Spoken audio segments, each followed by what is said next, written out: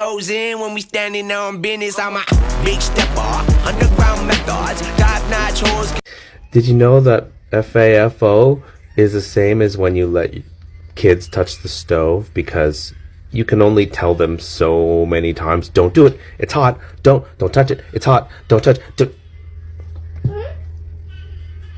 until they actually touch it, and then they don't touch it again. That's pretty much what FAFO is. We're treating them like toddlers. Hi, my name is Leandro. You guys might know me by this video. And I just want to say something to the Latino population who keeps coming to TikTok and saying, no, calling out Americans, and specifically Black Americans, and being like, why aren't you guys standing up for us? We did it in Black Lives Movement. As an Afro-Latino, myself, we have to hold accountability for our actions. 60% of our people voted for that guy, voted for these deportations. Many of your family members voted for this guy. 60% of Latinos voted for Trump in this election. And to think that my vote was going towards protecting my people. The fact that I was absolutely horrified at the thought of Trump becoming president because of the effects that it will have on our people. I voted for those Latinos that don't have a voice in this country.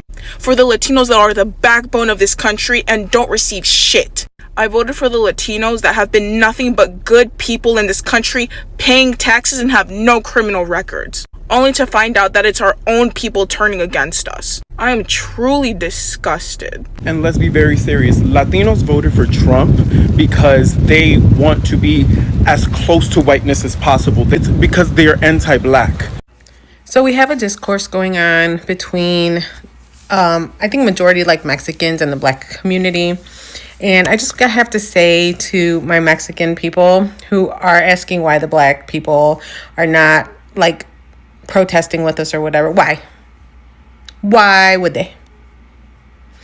92% of their women voted for Kamala. 80% of their community of men voted for Kamala. 60% of Latinos voted for Kamala. And I believe the majority were women and the majority were Mexican. But that number is crazy, considering that Hispanics and Latinos are becoming the fastest growing minority. Like, we are going to be the majority soon. And it's crazy for me to think that number was so fucking low. And now you're asking where the Black community is when they're the ones who tried to avoid this. Hello? They tried to avoid this. We all tried to tell you guys, even within my own community. I'm talking to you guys because I did the work. And I know other Latinas who did the work. We were on calls every fucking week. We were writing postcards. We were making phone calls. And you guys were probably nowhere in sight, my Latino community. And now you're begging the Black community to come help us, to come save us. No! I think it's time we learn to save ourselves and let the Black community rest, because my God, have they not done enough fucking work. So yeah.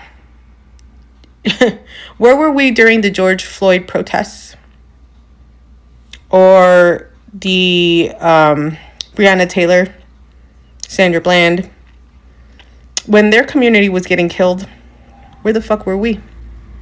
Because I do not remember seeing any Latin people out there. Now, maybe there was one or two of y'all. I don't remember seeing any Mexicans out there.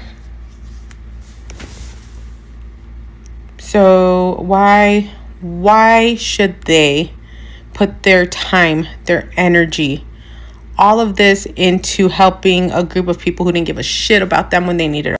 Hi guys, welcome back. My name is Ruby Masaga. Today I have a very important discussion that I need to have with you guys. Something real is happening right now in the Latino community. So here's the situation. Latinos are calling out other Latinos for voting for Trump in the last election. And what's even more surprising is that it's not just outsiders pointing fingers. It's Latinos themselves holding their own people accountable.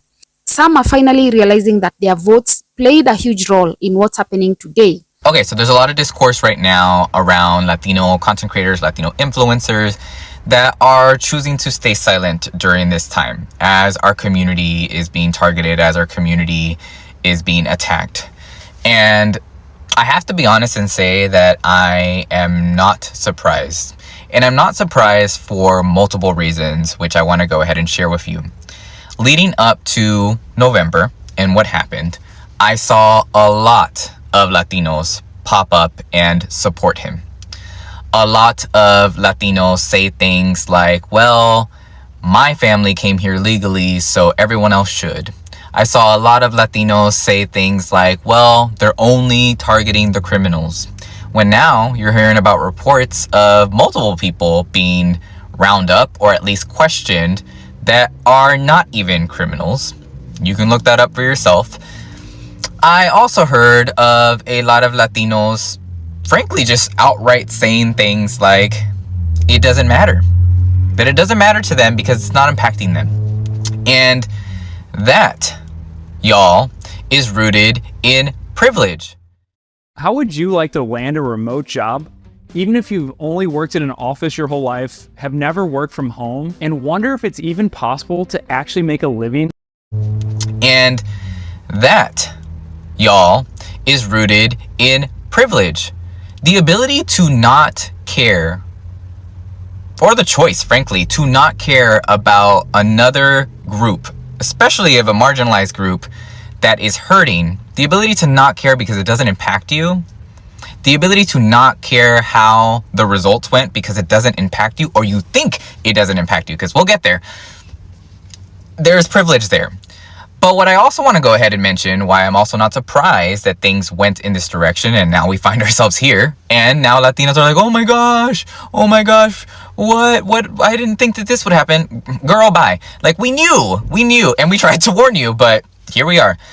Latinos, we have an anti-blackness issue in our community. I grew up with it. I grew up with family members who were not friendly towards black people or said things around darkness or blackness. There's machismo in our community that is still very rampant. This need to dominate over women. So machismo, racism, the disinformation and misinformation that is an issue in our community. So all of that together, I knew, and I said this months ago, that it would lead to, or it could lead to, people not voting for her. And here we freaking are, okay? So I'm not surprised. And also, internalized racism, the proximity or the need to feel like you want to be white, even though you will never be white. Never. It won't be a thing. All that comes together, and you have what we're going through now. So I'm not surprised.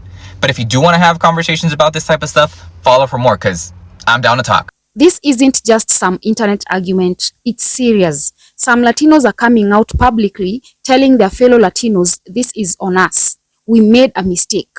That's something you don't see often in politics. People actually admitting that they made the wrong choice. Now, let's rewind for a second. Before the election, there were endless warnings. People were shouting from the rooftops, warning the Latino community about what would happen if Trump got back into the office. Project 2025 wasn't something hidden secret. It was out in the open for everyone to see. People knew exactly what Trump and his team were planning. Yet, many Latinos still chose to support him. And now, they are seeing the consequences of that decision play out in the real time. But here's the part that's really standing out. This isn't just about regret, it's about accountability. Latinos are calling out each other, saying we did this to ourselves. Some are even admitting that they ignored the warnings because they didn't think it would affect them personally. They thought they were safe. They believed Trump's policies would only target undocumented immigrants from other groups, not their own people. But now reality is settling in. Deportations are happening, families are being separated, and some Latinos are starting to understand that voting for Trump was not just a personal choice. It was a choice that affected their entire community. Now, I want to be clear about something. This isn't about attacking anyone. It's not about stirring up hatred or causing division. It's about recognizing the truth. It's about understanding the consequences of political decisions.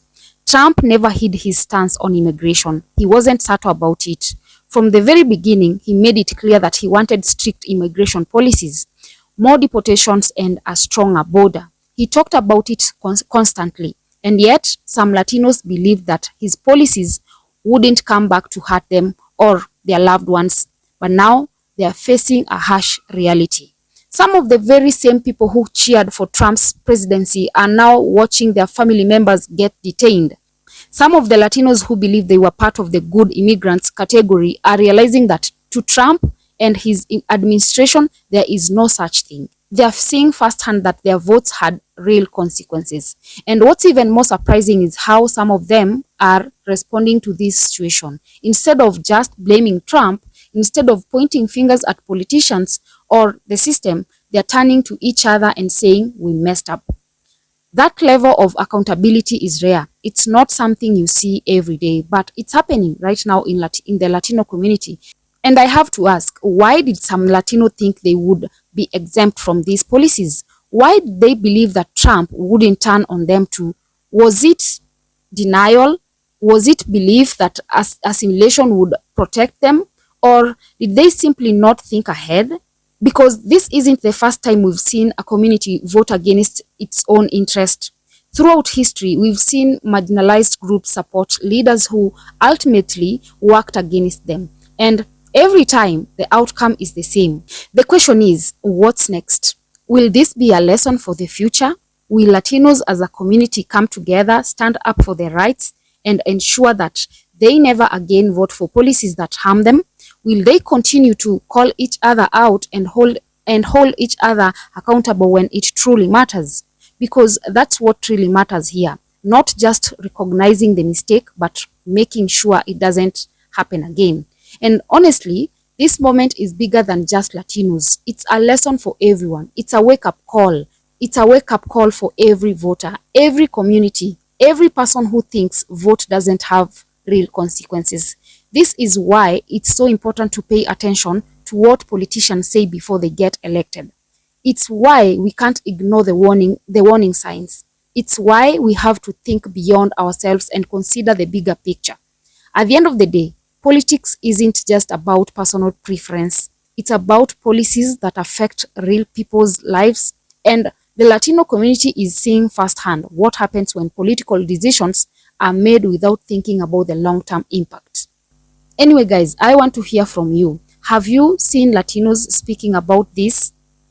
Have you noticed the shift in how some of them are talking about their vote for Trump? Do you think this will change how the community approaches future elections? Drop your thoughts in the comment section, guys, and also remember to subscribe, like, and share as well. And until next time, stay safe.